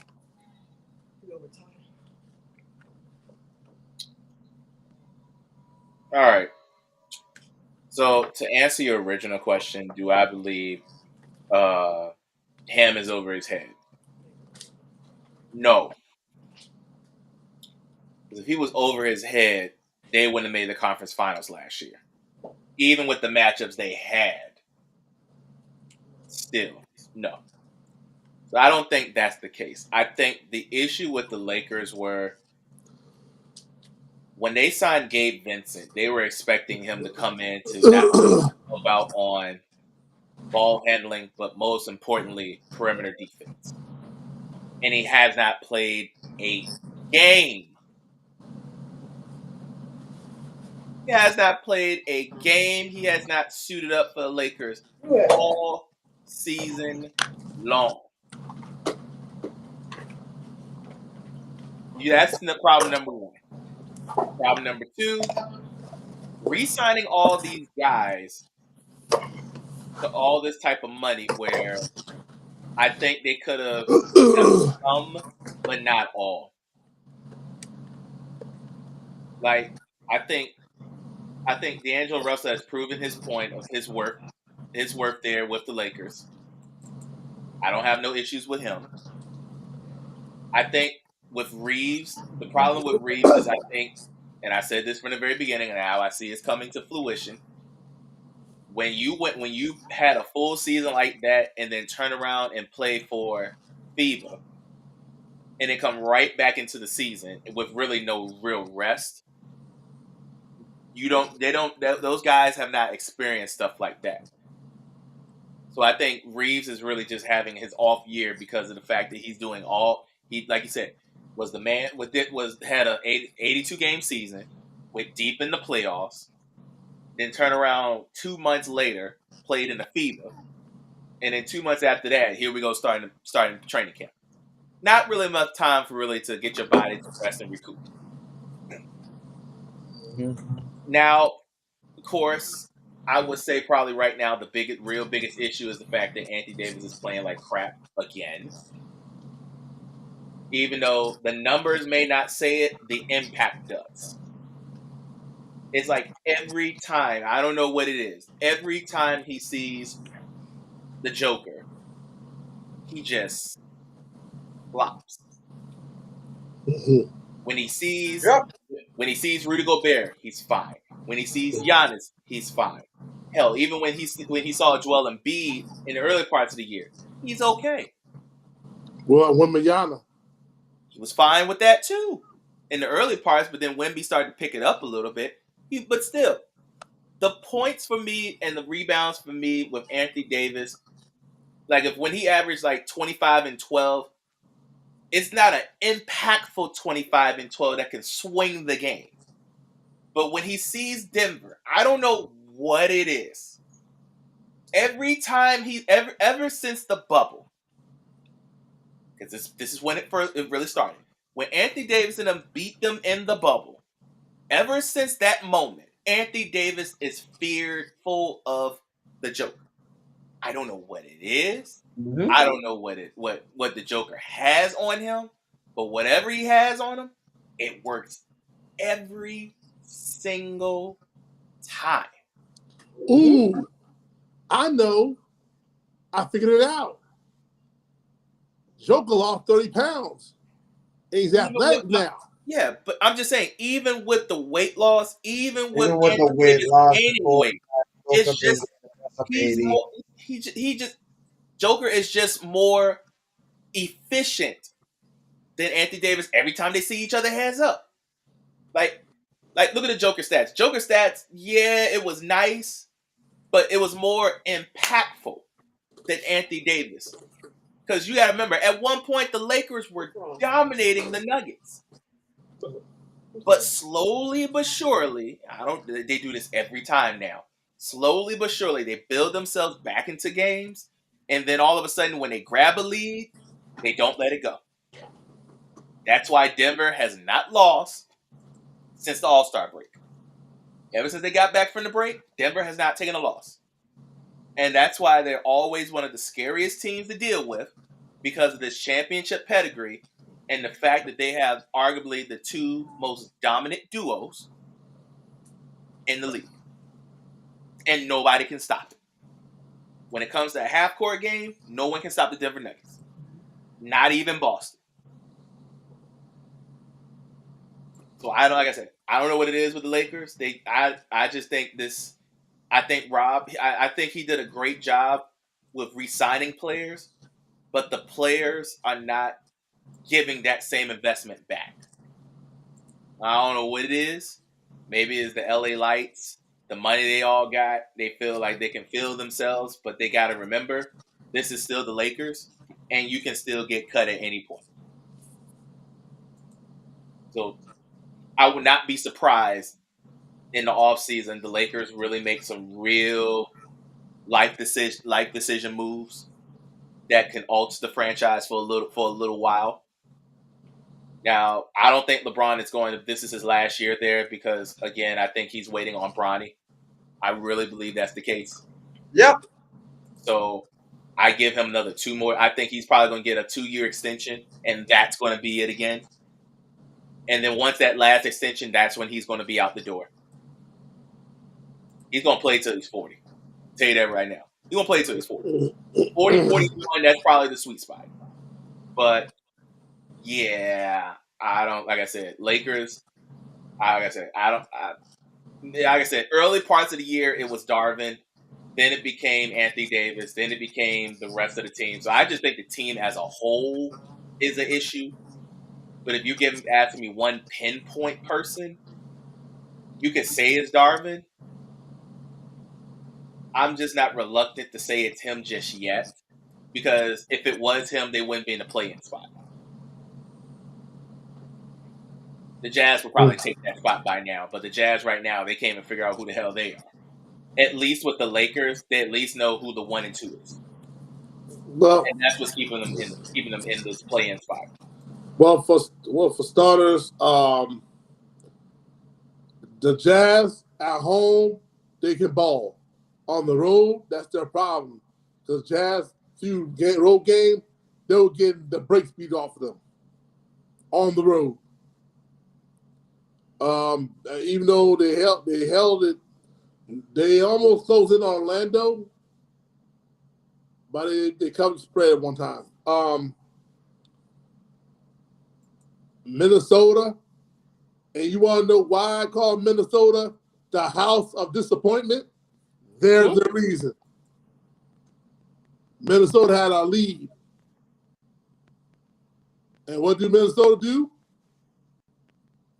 Minnesota do what Minnesota do best. Disappoint you.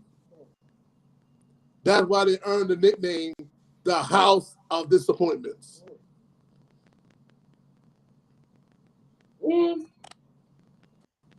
Well, like I said, one of them don't impress me because they're supposed to have championship aspirations and they're not playing like it. So I ain't got much to say to them. And it's like But every time LeBron got a milestone or a yeah, be significant thing has happened, they lose. yep. That's what I said.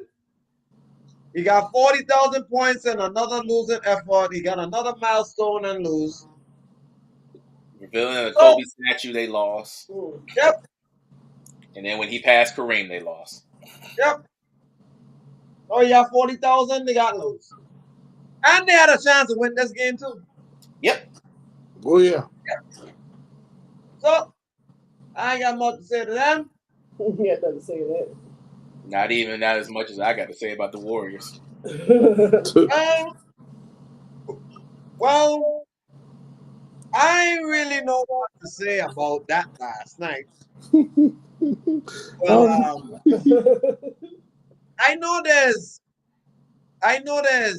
24 minutes and a half. Mm-hmm. Oh yeah. How do you lose by 50? Oh, that's easy. Not covering, let Jaylen Brown get hot and watch him rain down threes. I was sitting there watching the game throughout the entire time.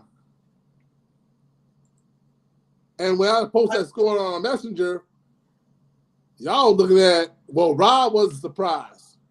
Nope. Not at all. Normally, Jaylen Brown was shot 5 threes, not in the first half. And the birthday boy, Jason Tatum, was right behind him. Jaylen Brown shot 5 threes, not just in the first half. In the first quarter. Mm-hmm. Yep. Oh my Lord. Was it the birthday boy, Jason Tatum, came through. Don't even talk about him. He had fun too. Yeah, the dynamic duo combined for 9 threes. So Jaylen Brown had 5. You can do the math. Yep. And not only that, Drew Holiday got in on the fun too. This Celtics team is well equipped to go to the finals. It's basically NBA championship or bust for the Celtics anyway. Normally, now back to that game.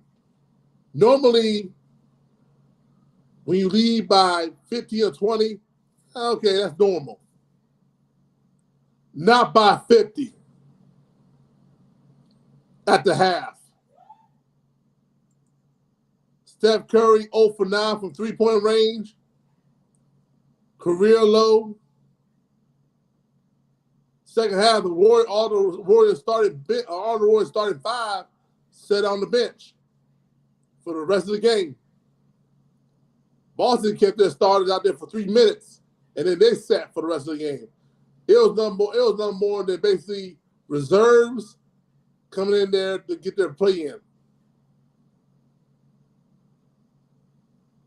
That 140-88 massacre was a massacre. And the Warriors left their brains in Toronto. The end.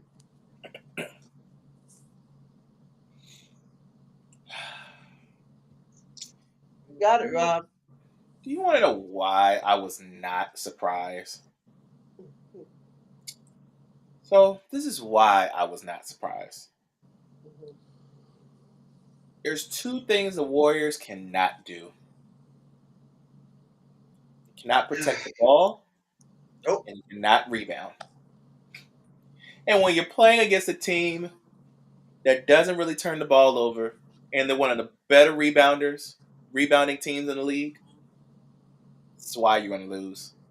And that's even before I even get to the fact that they're the best 3-point shooting team in the league. Normally, that's the Warriors.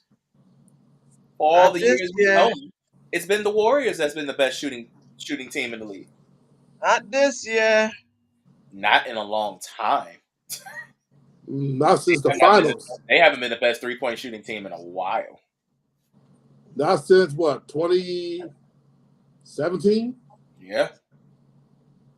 Even when they won the championship 2 years ago, they weren't the best 3-point shooting team. They were top 5, but they weren't the best. They attempted the most. But the issue is now is this is the beauty and the ugly of dynasty teams. It's beautiful when it works, but when it's time to let it go and you think you got more in you, that's when the domino falls. And the starting domino is starting to happen right before our very eyes. And Sunday and yesterday proved it. When was the last time you seen Steph Curry 0 for 9 from the 3 in a span of 20 minutes?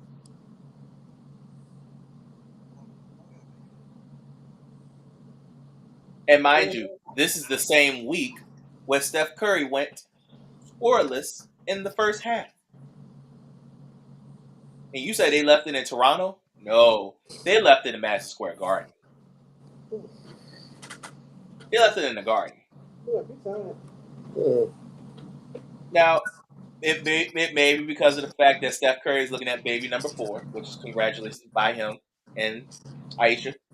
Baby number 4 on the way. That could be possibly problematic. But then it just be what I think it is. They're old. The team is old. And when you have Klay Thompson, and this is how I know Klay Thompson really deserves to be on the bench, the last 2 games, he's been starting. And they look horrible. Which makes his point even more valid for him to be on the bench. He's not a starting guy anymore. He could be the 6th man and maybe finish games like a Westbrook does, but he's not the starting guy anymore. Those days of Game 6 Klay probably is long gone. Draymond just looks old, and Steph just looks so tired. He's so tired because he's been carrying this weight ever since he walked into the doors of the Golden State Warriors. And he's been carrying that weight for 15 years and have yet to find somebody to replace him to carry that weight for him. Mm-hmm. So until they find that next guy to carry that weight, I see this possibly being, and this could be the first time I might actually ever say this, and I thought I would never say this. This year could be the very first time in a long time we might not have Steph Curry or LeBron James in the playoffs.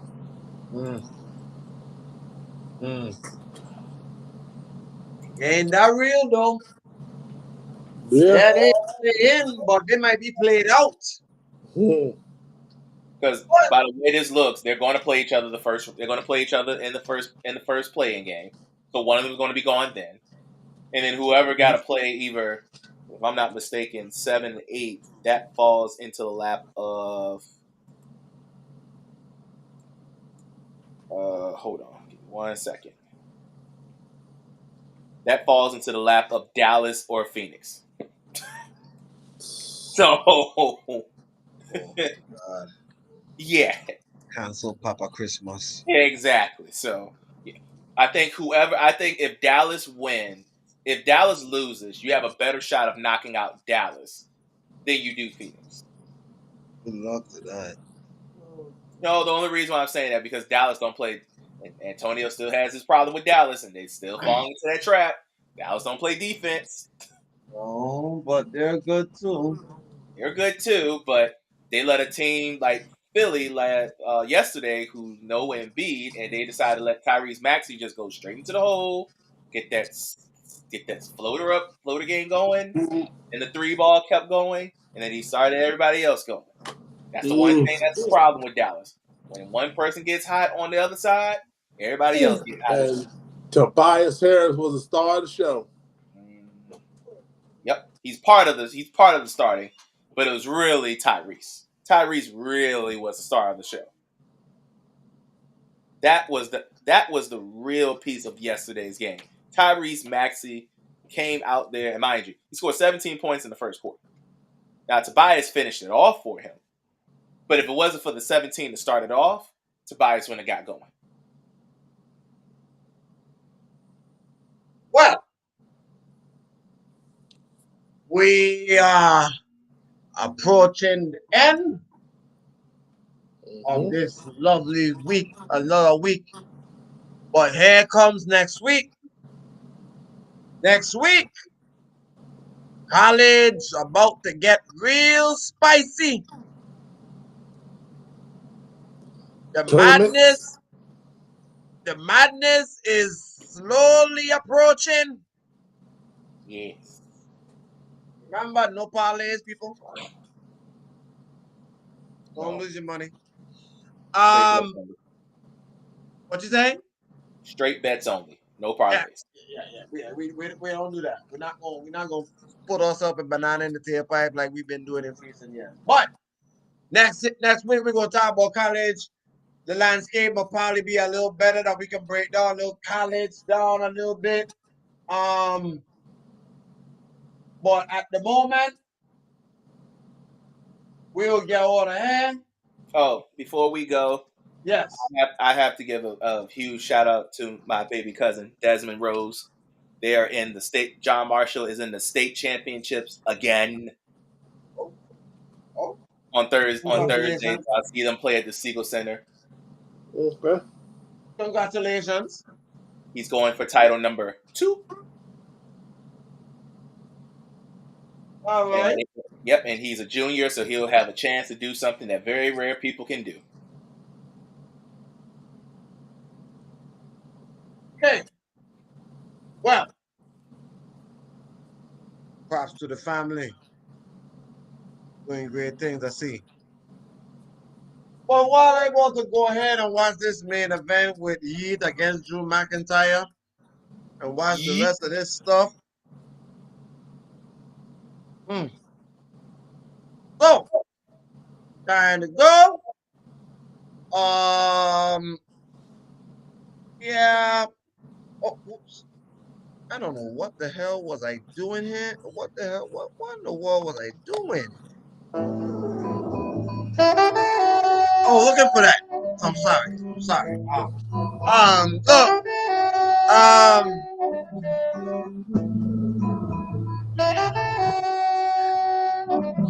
Y'all have a blessed week.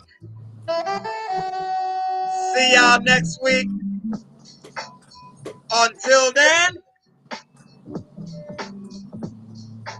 so champion, Lone Wolf, yours truly.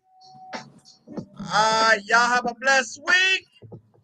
Time to go to bed. Y'all know it's time to go work in the morning. We out. Punch that clock, Y'all.